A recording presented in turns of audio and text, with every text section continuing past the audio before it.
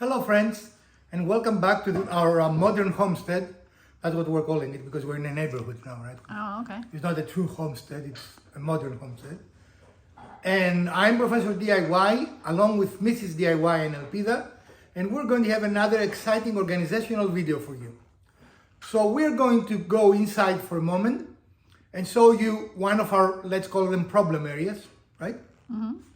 And we are going to build something. So our current coffee station situation is just like this, and we would like to improve it, make it more organized and definitely aesthetically more pleasant. So we're going to go and make a design on how we can make this a better and more ergonomic place. So we decided to relocate our Keurig and build something in this area to organize it. Okay. So we're going to like to go from this very plain, not very attractive situation to a much more organized, much more attractive organization for our coffee station. As you can see, the final result is elegant, very attractive, and also extremely functional. So stick around. So we're going to make it more functional and more aesthetically pleasing. At least that's the goal, right? Mm-hmm. We'll see at the end if we're going to succeed. Okay. So we're back. We have the general idea in mind as we show you. We're going to create a corner piece, right? Mm-hmm. That will be open enough that we can reach everything we want. At least that's the idea. For this specific project, don't drop your things. For this specific project, measuring is important. You don't need exact measurements, but you need a general idea because you want the thing to fit in your space, right? Yes. You cannot go Willy Wonka on it. Willy Wonka. Or willy-nilly, whatever phrase you choose. And since we're showing you this, I want to remind you of our giveaway. And in order to be eligible for the giveaway, you need to be subscribed and you need to leave a comment, any comment for any video from now to the end of the year. And we're going to draw for the first video of the year, we're going to announce the winner, right? Now, technically, you can go backwards and put comments in previous videos, but since that's the password, I say from now to the end of the year, right? Okay. And we will try to remind you on every episode about the giveaway, so you will not miss an opportunity to get these awesome tapes. Watch our previous, was it the last episode we saw how this works? Watch our previous episode to see what makes this tape unique and why we're so excited about it. So you're still my favorite viewer, and we hope this is going to be a fantastic episode. So here's the collection of wood we're going to transform into this organizational wonder. Because we are the reuse, recycle, scrap wood channel. So this is scrap wood. We're going to do some milling of it to get it to our correct dimensions. And we'll show you how that's done. We're going to unscrap it. Unscrap So it. for today's project, we're going to use 2x6s, and we're going to both rip cut them and cross cut them, so we can make the material we need. The effective result is that the cost for this project for us is zero. I mean, you could use those for burning in the fireplace, or you can use them for something. We chose to use them for something. But that is the plan right now. So there is something magical about starting with something like this, dimensional lumber, and mailing it to something like this, which is a finished lumber, which end up the lumber we use for a project today, right? Mm-hmm. This lumber would be much more expensive to go and buy it in this shape, in this dimension and so forth. So we save a lot of money, even more so in our case because we didn't buy anything, but you can buy just dimensional lumber, which is probably the cheapest way to buy lumber, and really mill it to make it whatever you want. Moving the round over from all our pieces, right? And in order to keep the dimensions perfect, because that's important on this piece, we're going to take the round over on one side, then we're going to set our saw at 4 inches, because that's the depth of the shelves we want, and we are going to cut all of them in 4 inches, correct? So again, we have multiple pieces like this, so we're taking the round over off of one side of each of those multiple pieces, and then we'll set it at 4 and cut all of them to 4 inches. As always, we're going to raise our blade just above there. Just above the there. Just above there, just above the The piece of wood. the piece of wood, so you can cut all the way through and minimize any injury ideas. And like Abrams used to say, don't forget these safety glasses when you work with wood.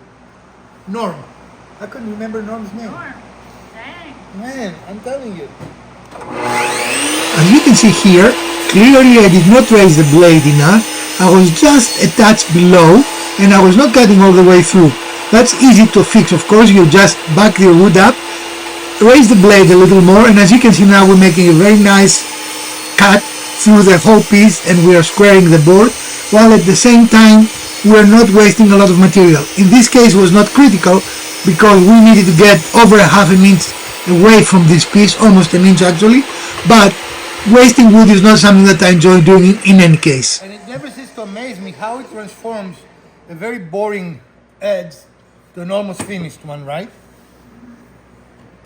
And again, as I said, we're going to do that in all the pieces we have. We're not going to show you all the pieces, but we're going to come back when the one side edge is removed. So next we're going to set our saw to 4 inches. That's 5. And that's 4. We're almost there. And lock. Now we're going to make certain that we're removing the round side, right? Not the one we already cut and it's nice and flush, right? Show us again. So again, we've already cut this side and we're gonna make sure we remove the round side on all these pieces. So that's the next step.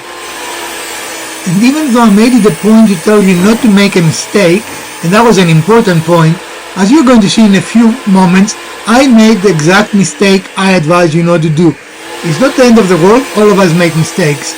Here I'm doing it correctly, you see that I'm cutting the correct side, but as I'm going to finish, going to the next piece, you're going to see that I'm cutting off the already squared edge, leaving the curved edge. You see here I put a curved edge on the fence. Thusly I'm cutting another nice square edge. I did not realize that until later in the process, and it was not a very difficult process to fix, but that is a reminder that mistakes do happen and they generate more work.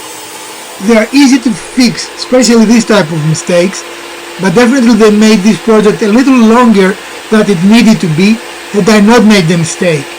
In any case, just move along, do not overstress, and just is as important to know how to fix mistakes, and it is a better mark of an artisan how to know to fix mistakes versus pretending you never make mistakes, which is impossible. Everyone makes mistakes, regardless their experience level. So clearly we don't want the piece to be this thick. It will look very chunky. So we're going to cut each piece in half, and we're using the tape that we found. A rare occasion we actually use the tape because it makes finding the center extremely simple, right? So we go to where our width is. I'm sorry. Yep. So where our thickness is of the wood is 1.5 inches. And then we take it to our saw. Right. And so we want to find 1.5 inches, the mark on the bottom On the section. bottom scale, yeah. So here's the 1. I know it's not an inch, but here's the 1 mark, and here's the half. Right there on that line, and that's where we put the center of our blade. Yep. So that's going to be the exact center of this piece. And we set the fence, locked it, it's all good to go. And now we're gonna be able to rip it. And this might be the only trick on this measuring tape. You cannot measure on the bottom. The bottom is really not a measuring of anything. It's just indicating where your middle is, right? Okay. You always look at the top scale. Right, this is the actual measurement, and this is the half of that. So if you just match the top with the bottom, you have the middle.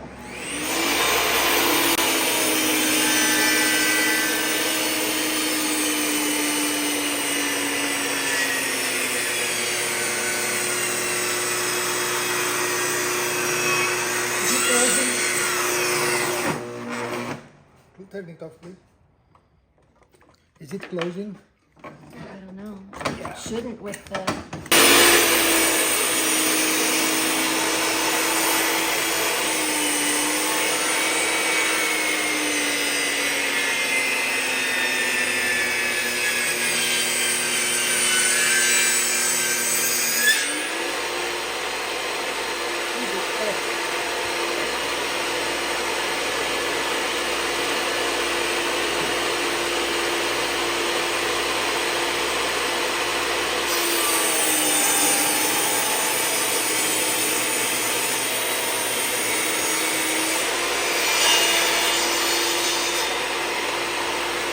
here we are, and as you can see, we are pretty even.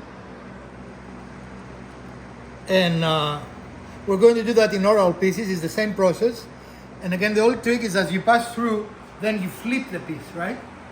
Because there are small variations. You might be an eighth off. Not critical, but you don't want it showing on your piece.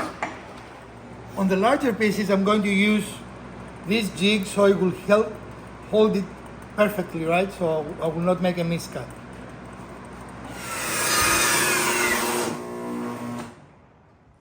And there is a lot of stress in this wood, and it keeps doing that for us, which is not fun.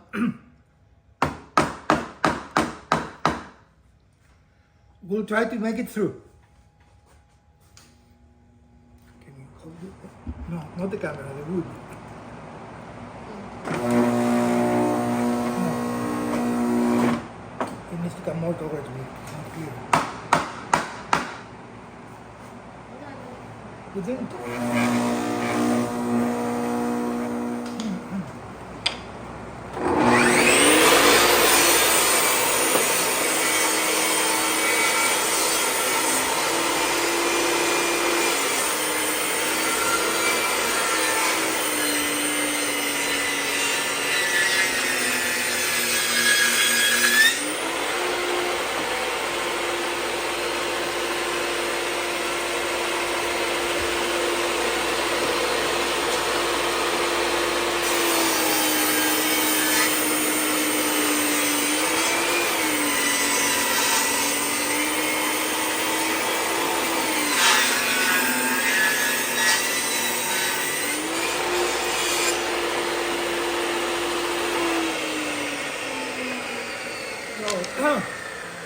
This took way longer than it should have, right? Yeah. And the reason for that is this wood that has been in our garage, Lord knows how long, I don't know how long, apparently had too much stress on it, right? What does that mean? It was Stress on- closing as the cut was made because we couldn't go through the whole cut. That's part of the problem, right? Okay, but what is causing that for our viewers? who Stress. may not- But what does that mean? It means that the wood had stress. It doesn't mean anything. Wood does that. It had become more dense. Yeah, and it closes on the cut. Okay. And usually this takes care of it. This is hot. But this time it didn't really do much of anything. And This would- is the writing knife. Would Yeah. that be because it's been in a dry spot for so long it's very, very dry? Or Yeah, but usually more dry wood is more stable. right. And This the was unstable. wood that is typically wet is generally has more pressure in it. Right. So that surprised me because this is all old wood. All right, next what I tell you not to do. In one of our pieces, after I smoothened one edge, instead of turning it over and cutting the piece to the other, I cut the same edge. Does that make sense? So now we have a little round over we need to remove. And that's okay, we saw your mistakes. And we use one of the other boards to make that opening so we know we're not taking too much off. Yep.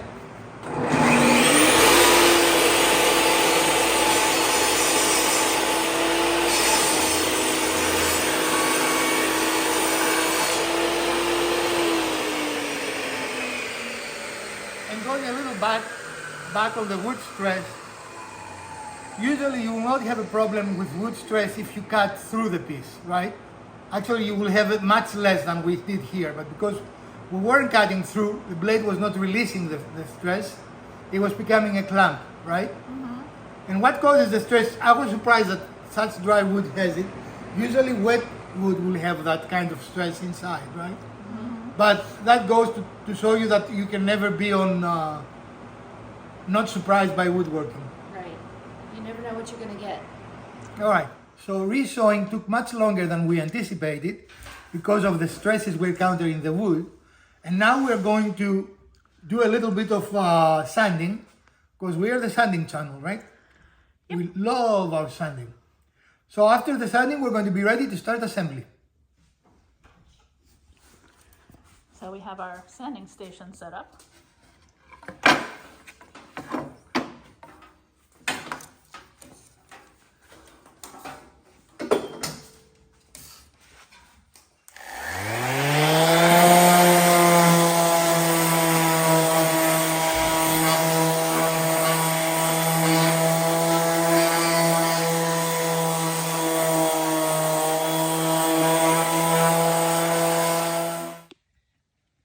So we're starting the assembly, and for this specific project we're going to use wood glue and brad nails.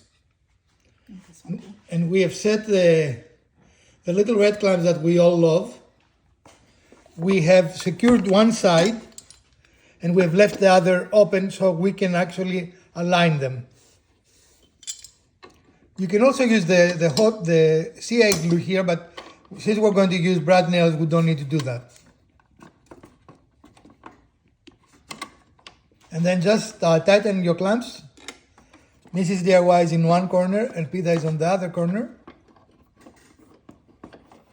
And then we have to We have to move this one, I think. okay.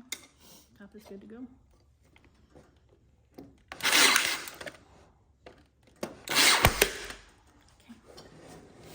And now the next side, Three more corners. 3 more corners.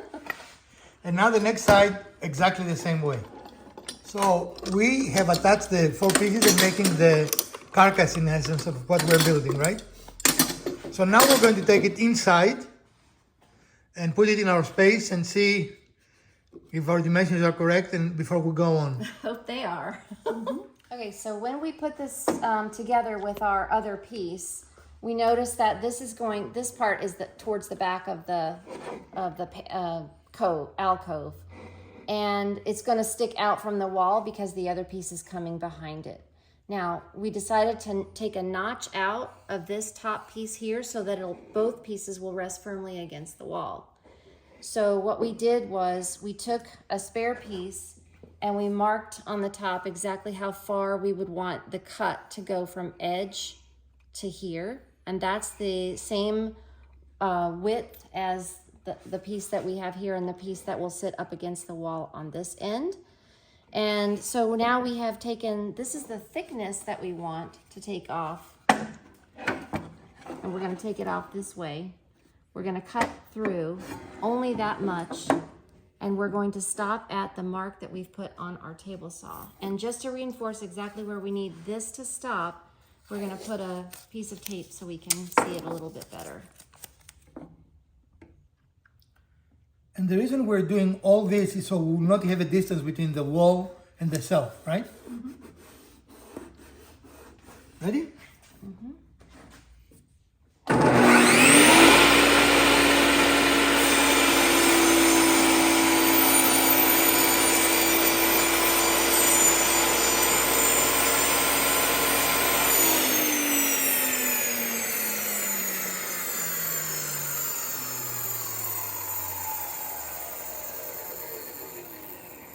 Because of the curve of the blade, obviously it didn't go all the way through on the front side, on this underside. So we're going to have to make another cut with a handsaw. So we're using our handy Japanese saw.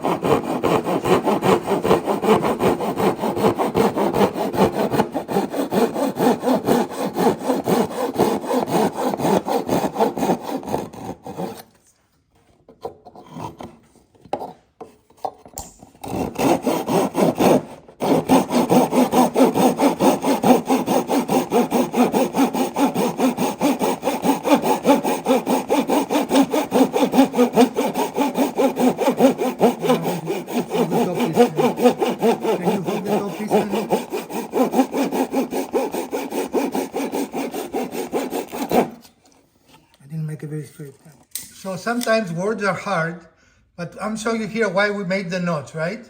Otherwise there will be a gap here, between here and the wall, right? Right. And we want it to be flush all the way. Not necessary, but I think it generates a better look. Now we're going to double check that we are flush, and we're going to get ready to assemble.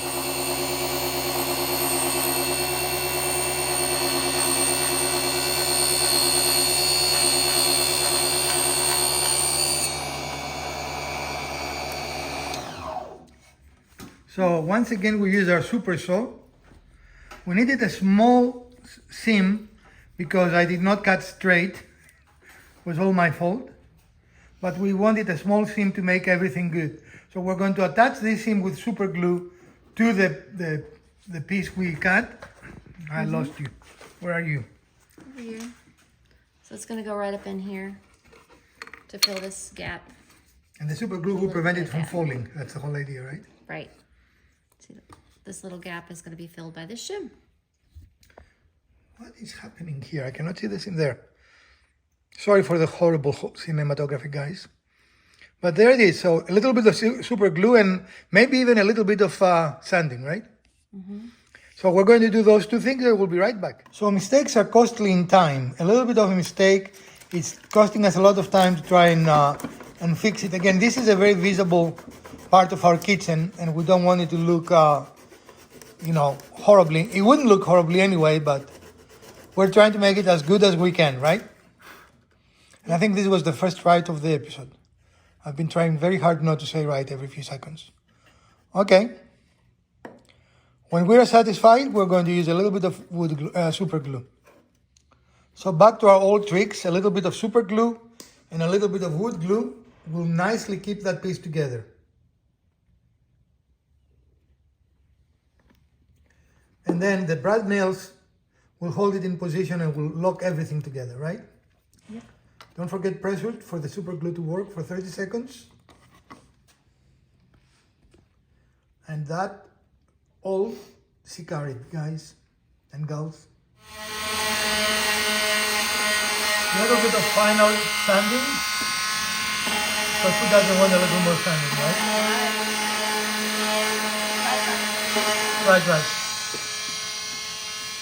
So we're going to use wood glue on top of the seam and our piece, and that will be everything will become one. And lastly, we're going to put it on position, and we're going to brad nail it. We don't need wood glue. That's fine. We don't need it, but that's fine. You can use it.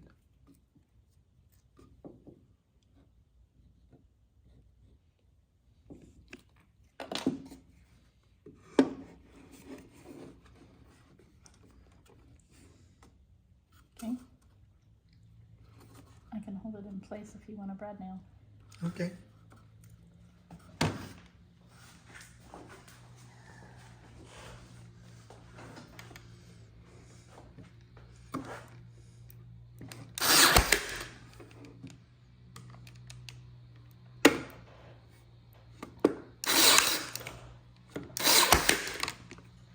So we're looking at our scraps to see if we can find a piece to tie the two together, and we are clearly a little bit too long in everything we have, so we're going to just make a small length adjustment. It's also called cutting, right? This is DIY Market, and we're going to go to the chop saw and saw it.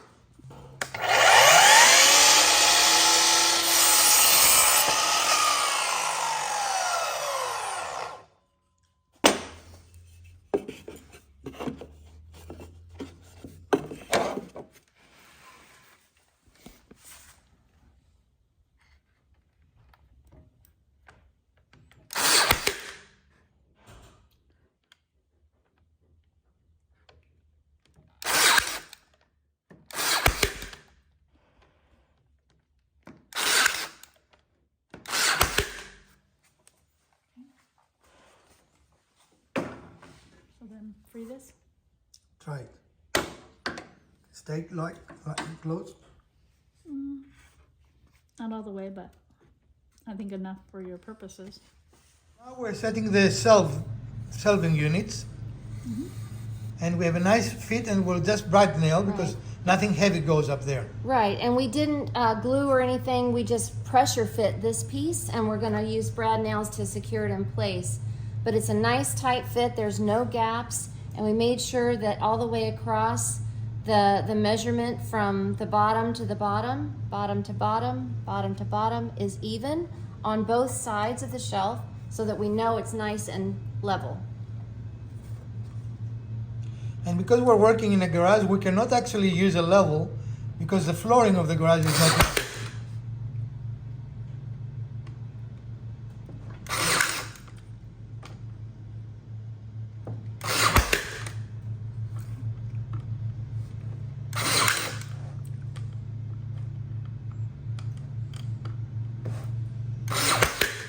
We're going to do on the other side the same thing. And next, we have one more cut to make, right? Yep, one more cut. Rinse and repeat.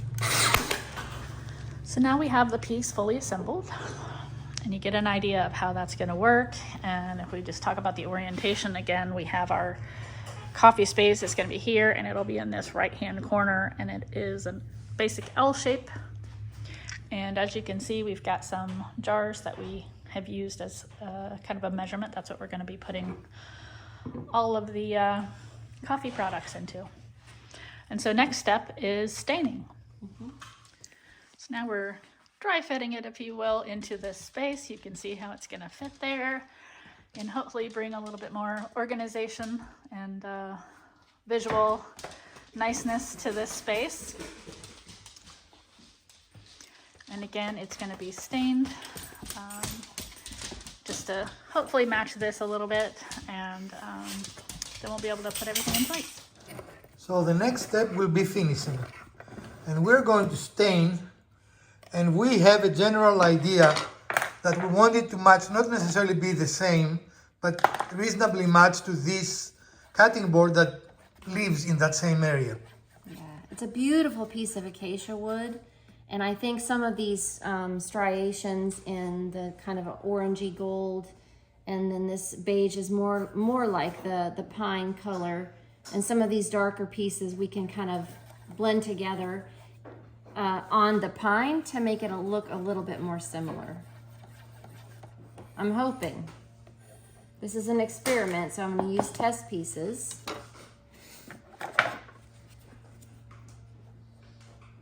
You didn't want to use your normal method? I will, but I wanted to see what I can do with the brush too.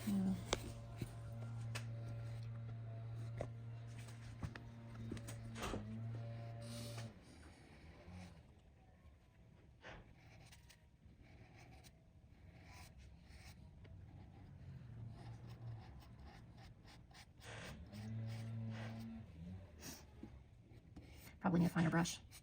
Oh, we have a finer brush? We do. Yeah, we do. Yeah, 'cause it's gonna get really messy around the edges there.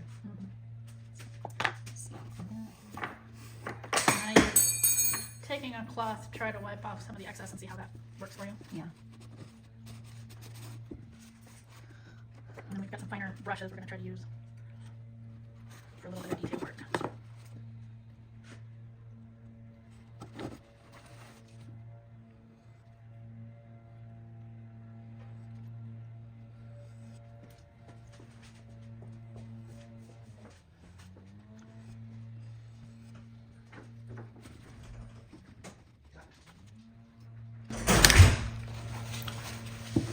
Do you think mixing some of a darker stain with some of that orangey stain would get you closer to the color you're looking for? It might.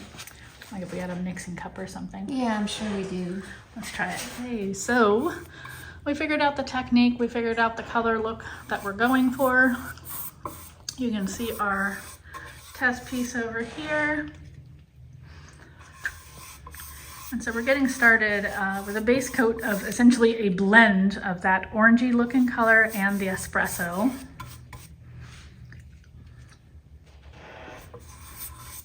Leave it on for a little bit, and then you come back and wipe the excess, right? Right.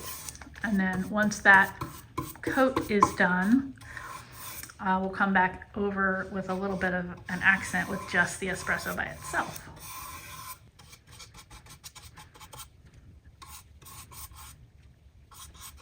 You can see there's some of the darker Kind of showing stain through. that's coming through, and that's okay. I like to have the striations in it. And you can see what our cup looks like.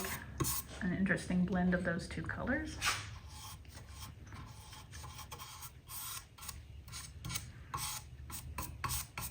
Trying to go with the grain of the wood so that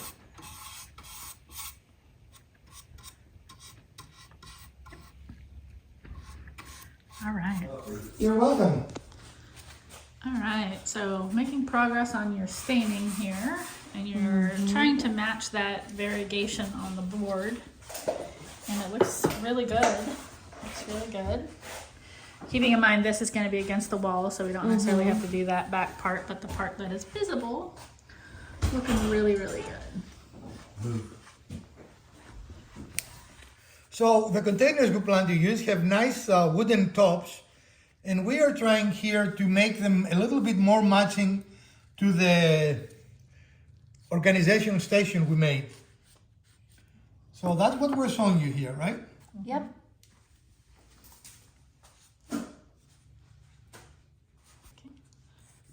And so you started with one version of the stain, the lighter version here, which was kind of a mixture, and now you're going back with just the darker stain and doing about a half and half roughly. And this is really porous, lightweight wood here. So when I take the majority of that stain right off, it gives me kind of a grayish tone to it. And then when you look at A lot of granularity in the wood, so it kind of gives it dimension. And when you look at it against the piece, we think that's going to blend very well and bring everything together nicely. Yeah. So because South Carolina, it's a little humid today. North Carolina, Did we move? it's a little humid today. So we're going to use a heat gun to accelerate the drying of our stain. You can go in the high speed, the other That is direction. high. No. That doesn't sound fine. That's Okay. fine. All right.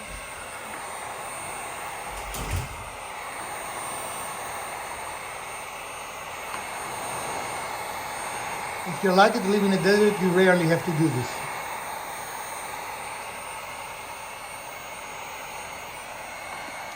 And now that the stain has dried, we are going to poly everything.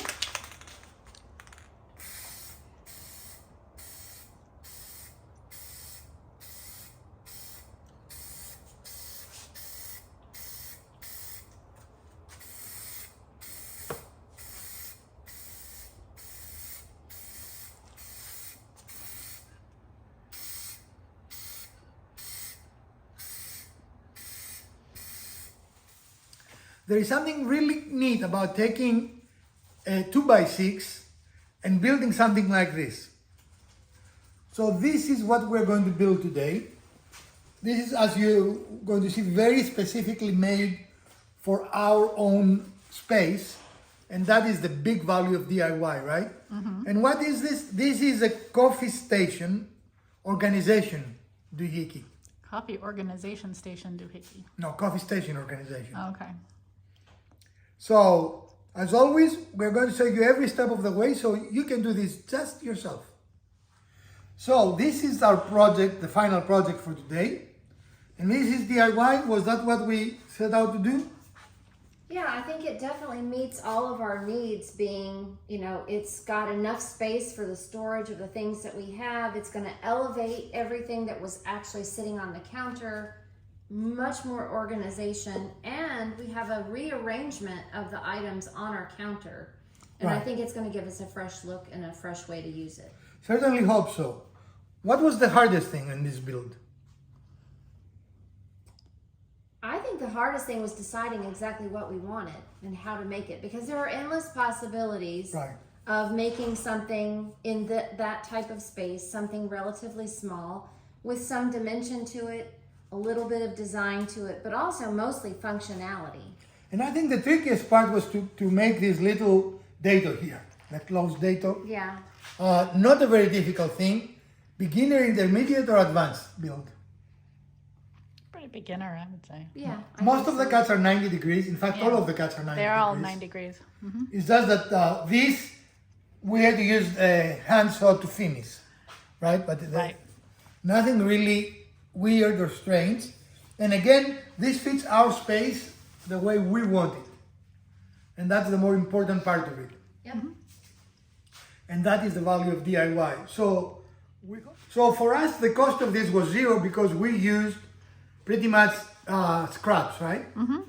But definitely you don't need more than half 2x6 to build this. This doesn't take a lot of wood. So even at the full price, you're talking about $5-6, and you can build 2 of them for that amount, right? It is not very expensive.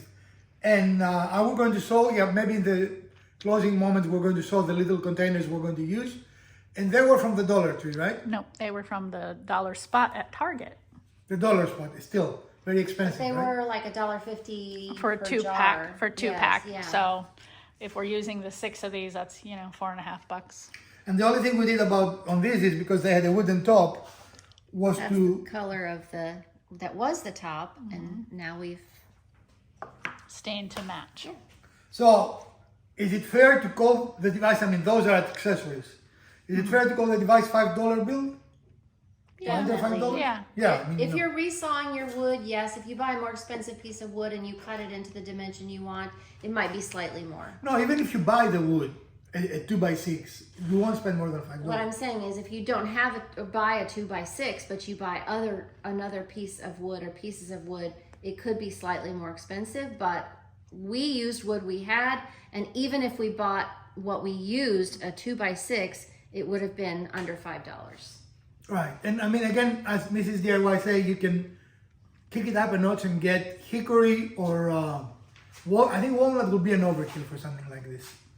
Yeah. It will be too expensive and no point to this, Like right?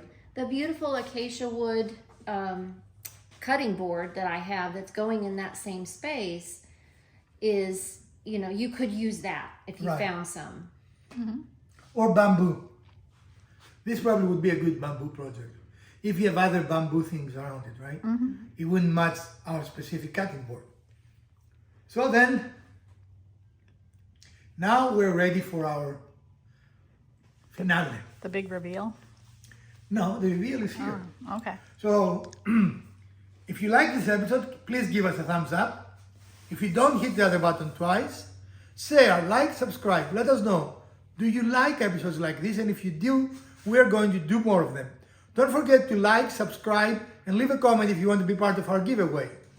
From Professor DIY, Mrs. DIY, and Elpida, let's build something.